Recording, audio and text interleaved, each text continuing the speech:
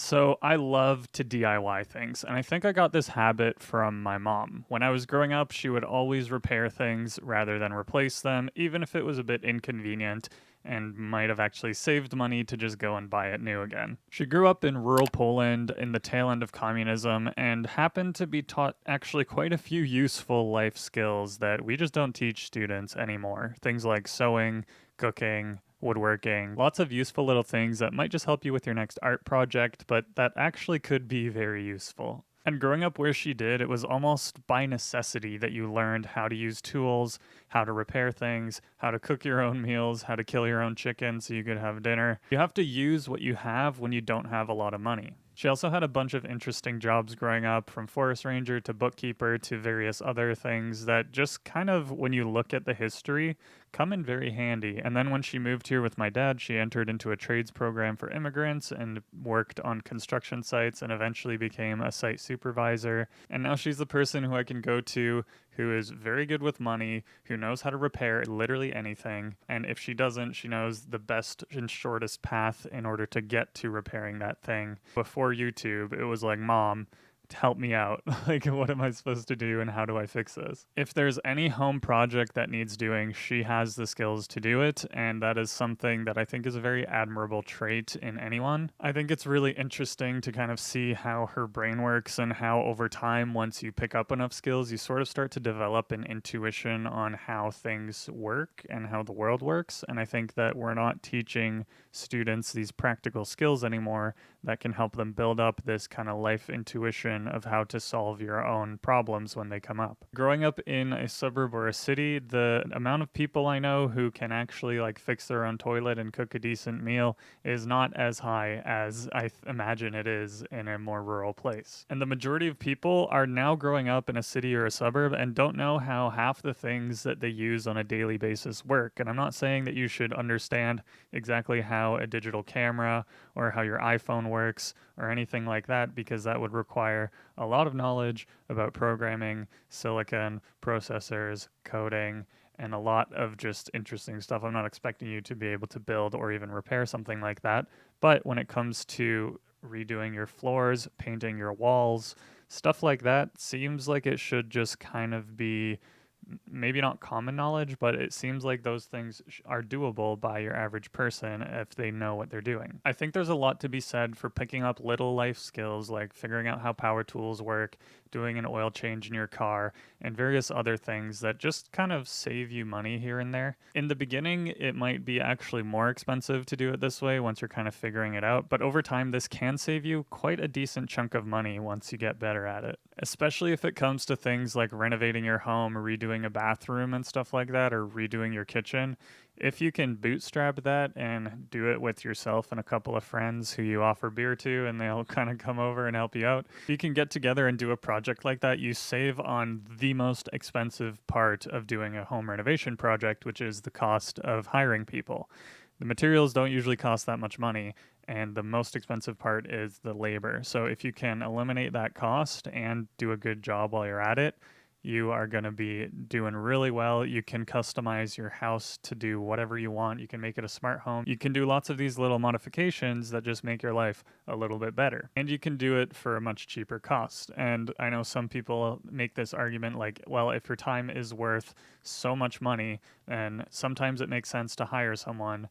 And sure, if you're making like two, three, four, $500 an hour and you can work every single hour of the day, then in theory, that logic adds up. Or even if your time is worth like $200 or $300 an hour and you work 8 hours of the day, sure, you can probably hire it out and it won't hurt too much. But if you're the type of person who doesn't work all day long, and by all day I mean like 16 hours and then sleep the other 8, then you have time to do this yourself. You have to make $200 to keep $100 because of taxes. So once you start to factor in taxes and all this other stuff, maybe it is worth your time to actually learn to do these things yourself. And even if you aren't going to do any of this yourself, I think at the very least it will be helpful to understand when you're getting ripped off or not. So having the knowledge will allow you to suss out if someone is actually telling you the truth or if they're just lying to your face and they're trying to charge you a ridiculous amount of money for doing basically nothing. So I partially like DIY because of all the skills and the creativity and how you can kind of see the work develop in front of you and see the progress you're making as you're completing the task. I think that's something that's really lacking in knowledge work, where a lot of the time you're sitting there and it doesn't really feel like you're making any actual progress. You can't really see your progress. And this is a big problem for me with school as well, is that you do kind of all this studying and you don't really feel all that much different, and all you get at the end is like a grade on a piece of paper.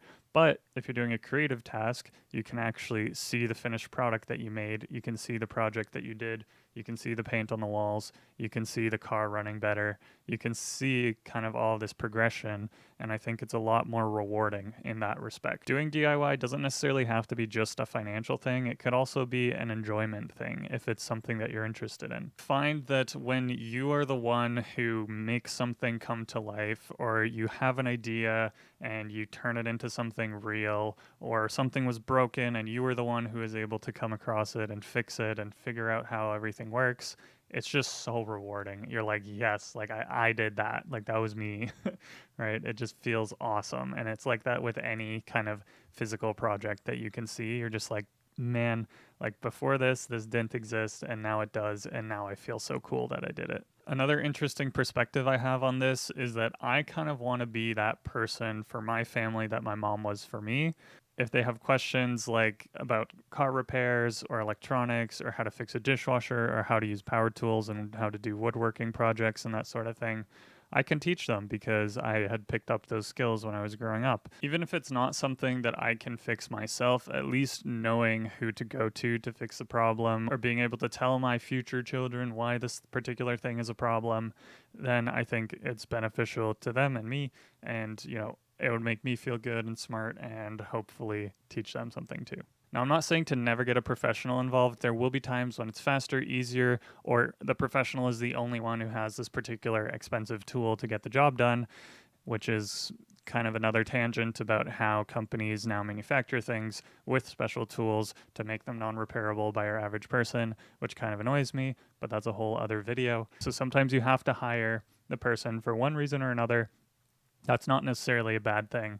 It just is what it is, and sometimes it's impractical or way too expensive for you to do it yourself, and it will actually be cheaper to hire it out and have that person come in and do their professional work. I just really think that you should be able to identify when a professional is needed versus when it's just a $2 part on Amazon and one screw that needs to be replaced in order to solve the problem that you're having with the toilet leak. So it's things like that that I think can really help you save money, because if your toilet breaks and every single time that it breaks, you're calling a plumber to come in who charges $200 an hour and then $50 for the $2 part, you can save a lot of money by figuring out whether or not this problem actually requires a plumber or if you can just solve it yourself.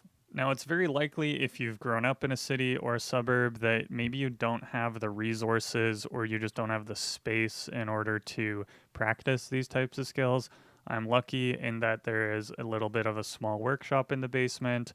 I can work in a garage. And so I know a lot of people nowadays, they don't have a garage, they don't have a workshop. You don't necessarily need those things in order to practice these skills. But for me personally, I've also benefited from the fact that my parents' cars are parked outside. So if mine breaks, I usually have another car that I can borrow.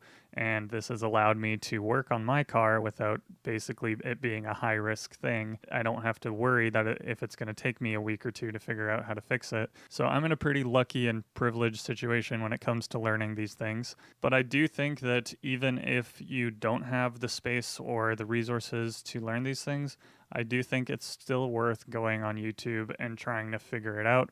Or even if you take it to a mechanic, just go and say, hey, can I see like what you're planning to do, how you're planning to fix it? Can you walk me through how this works so that I'm not as uneducated? And like if I was a mechanic, hell yeah, I'd be super happy to explain it, even if it goes way over your head. Like at least you want to learn. And for me personally, I would definitely want to help people learn as much as they can. I know now that at least in the province I'm in, they're reintroducing mandatory trades classes in high school.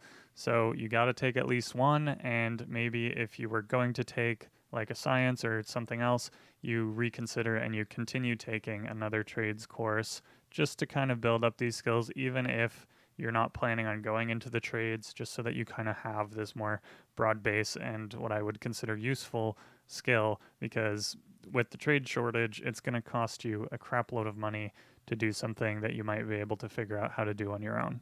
Now, if you're watching this video and you kind of feel like, man, I feel like I'm behind on skills, I've never really had a chance to learn any of the stuff that you're talking about, honestly, don't worry about it. You have YouTube and you have your whole life ahead of you, and you'll have tons and tons of opportunities. Things break all the time, and even if you just take something apart and you're not necessarily planning on putting it back together again and you just go and buy it new again, at least when you take it apart, you kind of get a different perspective on what was actually in the device that you were using. I did this with a mouse recently. It broke on me, didn't work anymore, and I was like, maybe I'll try and repair it. I took it apart and I was like, seems a bit too complicated. I don't really feel like going online and looking for the printed circuit board schematics and trying to figure out which pin I need to resolder. But even if you understand that that is something that you can do, or you understand how to troubleshoot with a multimeter, everything is electronic nowadays, including our cars.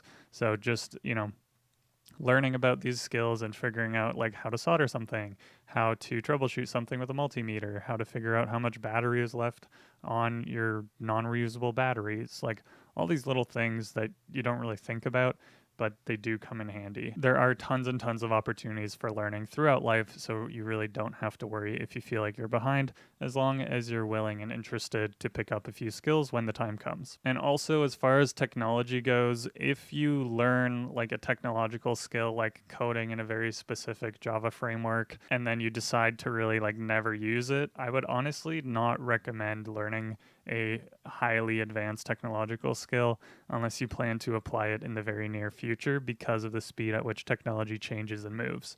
So you could actually end up spending a ton of your time, which is sort of what happens in the engineering degrees that are being taught nowadays, is you learn things that are super ancient or old, and you come out of it and nobody is using that technology anymore. So doing your best to try to not waste time learning skills that aren't going to be that important or that will change over time is something that I would look out for as well. Sometimes it doesn't make sense to just learn for the sake of learning if the thing you're learning is becoming obsolete. I really think that learning these types of life skills will make you a more well-rounded and creative person overall. And if you have the option to DIY or not DIY, I always highly recommend DIYing. Even if it takes you longer and costs you more money, you pick up some skills along the way, and life is a journey of learning. So I really think that anything you can learn is going to be valuable, even if it costs you a little bit of money.